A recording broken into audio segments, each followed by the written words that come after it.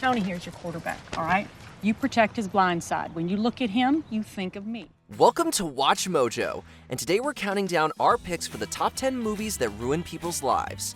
I think he's just tired of it. You know, he's 29 years old and they're wanting him to talk about when he was 16. You know, he's been through a Super Bowl. He thinks that's probably more interesting than a movie that's been out for 7 years. For this list, we'll be looking at the most detrimental effects a film production had on one or more people. What other stories of ruinous motion pictures have you heard? Join the discussion in the comments. Number 10, Sideways, Merlot growers. If they want to drink Merlot, we're drinking Merlot. Oh, no, if anybody orders Merlot, I'm leaving. Alexander Payne's dramedy about two wine connoisseurs touring Santa Barbara County had a surprising ripple effect. Audiences seem to have been paying close attention to the wine preferences of Paul Giamatti's character, Miles. Why are you so into Pinot? I mean, it's like a thing with you. I don't know. It's a hard grape to grow. While sales of Pinot Noir, which he loved, saw a significant bump, those of Merlot, which he detested, fell by 2%. This proved financially disastrous in California's wine country, where Merlot accounted for around 20% of sales. It took nearly 2 decades for the market to bounce back. In that time, many winemakers found their livelihoods compromised by one single movie. Just don't give up. I mean, you're gonna make it. Half my life is over, and I have nothing to show for it. Nothing. Sideways may be widely acclaimed, but it doesn't have as many fans in the wine industry as you'd think. Number 9, The Goonies, Sandy Preston. I just saw the most amazing thing in my entire life! First you gotta do the truffle shuffle. Come on! Do it! Come on! Do it! The Walsh House in Astoria, Oregon is the treasure of adventurous Goonies fans around the world. One such fan, a woman named Sandy Preston, bought the property in 2001, but realized that her dream was actually a nightmare. The house soon became overwhelmed with visitors, some of whom even stole her wallpaper. Preston subsequently became much less welcoming, thankfully without resorting to the Fratelli's attitude towards trespassers. Hit puree! No! I'm too young! No! I want to play the violin! Not my hand! She just briefly forbade visitors following the film's 30th anniversary event. In 2022, Preston listed the house for $1.65 million and was sold in just 6 days. While that might not make up for over 20 years of intrusion, we hope the new owners get a better return on their investment. For Goonies around the world, just know this. This is our time. It's our time right now. Number 8, Deliverance, The People of Raybun County. Talk about genetic deficiencies. Not pitiful. Who's picking the banjo here? The groundbreaking thriller Deliverance practically made Georgia a highly sought-after film production destination. However, the movie still has a more mixed reputation among the residents of Raybun County where it was shot. Well, gentlemen, we can talk this thing over. What is it you require of us? We require that you get your goddamn ass up in them woods. All right, now, look. You hear him now, Taylor. Okay, all right.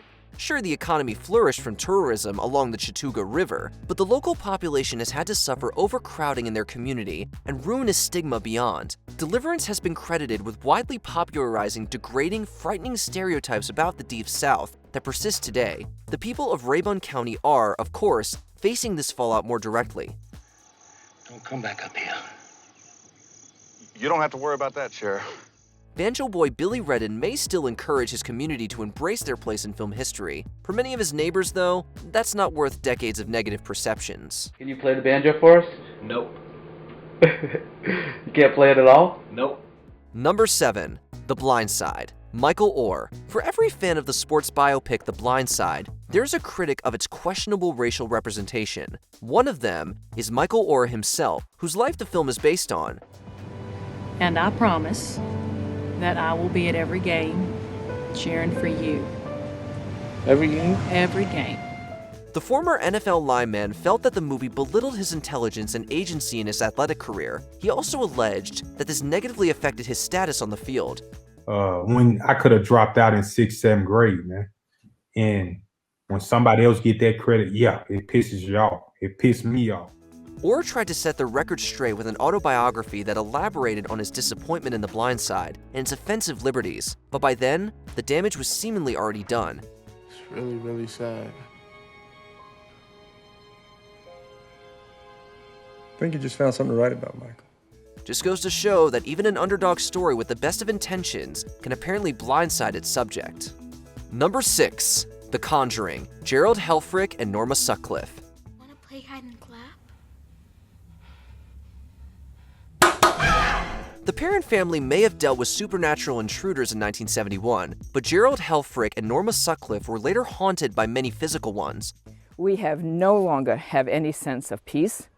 No privacy is totally gone. Ed and Lorraine Warren's paranormal investigation in the Perrons' farmhouse was the basis for the 2013 smash hit, The Conjuring. This launched a film franchise and horror fan pilgrimages to the Rhode Island plot, then owned by Helfrich and Sutcliffe. The couple not only dealt with trespassers, but vandalism and threats of violence. Naming some 500 incidents, they sued the film's producers for damages in 2015. It is harassment, stalking, and that's how it comes across to us. 4 years later, Helfrich and Sutcliffe finally sold the house to paranormal investigators who converted it into a museum. The nightmare was over, with the family driven out of their home of 32 years. Number 5. Erin Brockovich. Erin Brockovich. What can I do for you, Erin? Well, believe it or not, I'm on the prowl for some water records. You come to the right place. I guess I did. Single mother and paralegal Erin Brockovich saved a lot of lives by exposing groundwater contamination in Hinckley, California. The Julia Roberts-led film about her crusade was a massive success and made Brockovich a celebrity environmental activist. This newfound status, however, came to be a major burden. And I could see that it was affecting my children, my relationship, my friends. I could see jealousy coming up. I could see anger. I could see frustration. I could see people's agendas. Exhausting public pressure and professional obligations frequently tore Brockovich away from her children. She even struggled to find time to support her daughter Elizabeth through struggles with substance use disorder. What happened was it became more important to earn that next paycheck. It became more important, I have to do an interview, than it was to see that I had a kid maybe in trouble. More than 20 years later, Brockovich is still fighting the good fight in the public eye. Her family is also in good health, but as tough as their lives were before they became movie stars, fame apparently didn't bring much fortune. 6. That's how old my other daughter is. 8 is the age of my son. 2 is how many times I've been married and divorced. 16 is the number of dollars I have in my bank account. 850-3943. That's my phone number. And with all the numbers I gave you, I'm guessing 0 is the number of times you're going to call. Number 4. The Message. B'nai B'rith Hostages. Muhammad, when I hunt the desert at night, I know God is not kept in the house. By the 1970s, misrepresentation of Islam was becoming widespread in Western media. Syrian-American filmmaker Mustafa Akkad responded with an epic dramatization of the religion's founding. The Prophet has seen you. You're not to rope or drag the prisoners. They have roped us. Cut them loose. The message was both critically acclaimed and controversial. Though Akkad was careful to avoid directly depicting the Prophet Muhammad, the extremist Hanafi movement mistakenly believed that Hollywood star Anthony Quinn was cast in the part. They retaliated with an armed siege of the Washington, D.C. chapter of the Jewish service group, B'nai B'rith. This resulted in the message being temporarily pulled from theaters and failing at the box office. Worse, the hostage crisis ended in the loss of 2 lives and unimaginable trauma. Even today, the horror of it all still causes me feelings of pain and anxiety. Despite Akkad's noble intentions, this tragedy shows the consequences of any movie's message being misconstrued. Number 3. Le Mans, David Piper. This isn't just a 1,000-to-1 shot. This is a professional blood sport, and it can happen to you. And then it can happen to you again. As an avid motorsports enthusiast, Steve McQueen was heavily invested in the production of his 1971 film about the racing tournament 24 Hours of Le Mans. The project was plagued by multiple difficulties and eventually bombed at the box office, with polarized reviews. This was by no means its only tragedy. Veteran driver David Piper participated in one of the racing sequences and crashed his signature Porsche 917 in the process. The resulting injuries were so severe that one of his legs had to be partly amputated. When people risk their lives, shouldn't it be for something very important? Well, better be. Piper would go on to race again years later, but what should have been a small movie part essentially turned out to be a life-threatening tragedy. Darling, does it really matter? Yes, it does. But you're going to quit anyway. Yep. But not this way. Number 2, WarGames. Aaron Swartz. Wouldn't you prefer a good game of chess? Later, let's play global thermonuclear war. The dangers of computer hacking went mainstream with the 80s cult classic WarGames. It even influenced the United States Computer Fraud and Abuse Act. The punitive measures the bill outlines might not be unreasonable for a hacker who nearly triggers a nuclear war. Alas, its broad definition of unauthorized computer access meant tragedy for internet activist Aaron Swartz. I mean, what do you believe needs to be done to modernize that law? Well, at the moment, that law makes it a felony for you to give your password to HBO to a friend. That has to be changed. In 2011, Swartz was charged with hacking into MIT's network to download academic articles. The university didn't want to file charges, but with federal prosecutors taking over, Swartz was likely to face devastating fines and prison time. Just before his trial, he took his own life. Do you believe that if the criminal justice system hadn't failed Aaron, do you believe he'd be alive today? Without question. Hacking may be no game, but this was just the most high-profile of many extreme legacies of the so-called WarGames scare. Before we continue, be sure to subscribe to our channel and ring the bell to get notified about our latest videos. You have the option to be notified for occasional videos or all of them. If you're on your phone, make sure you go into your settings and switch on notifications. Number 1. Citizen Kane. William Randolph Hearst. Hello, Jedediah.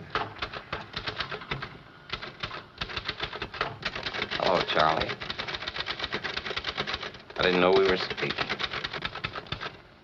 Sure we're speaking, Jedediah. You're fired. Newspaper tycoon William Randolph Hearst was considered one of the most powerful Americans of his day. Few of his yellow journalism stories were as sensationalist as tales of his own corruption and villainy. This was the main influence for the tragic lead in Citizen Kane. No, I don't know many people. I know too many people. I guess we're both lonely. Hearst was highly offended by this project, particularly Charles Foster Kane's lonely demise, as he reportedly had an acute fear of death.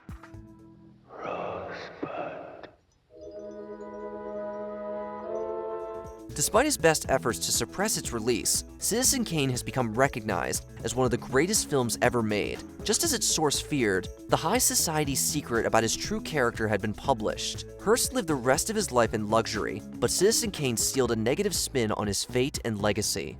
You know, Mr. Bernstein, if I hadn't been very rich, I might have been a really great man. Did you enjoy this video? Check out these other clips from WatchMojo, and be sure to subscribe and ring the bell to be notified about our latest videos.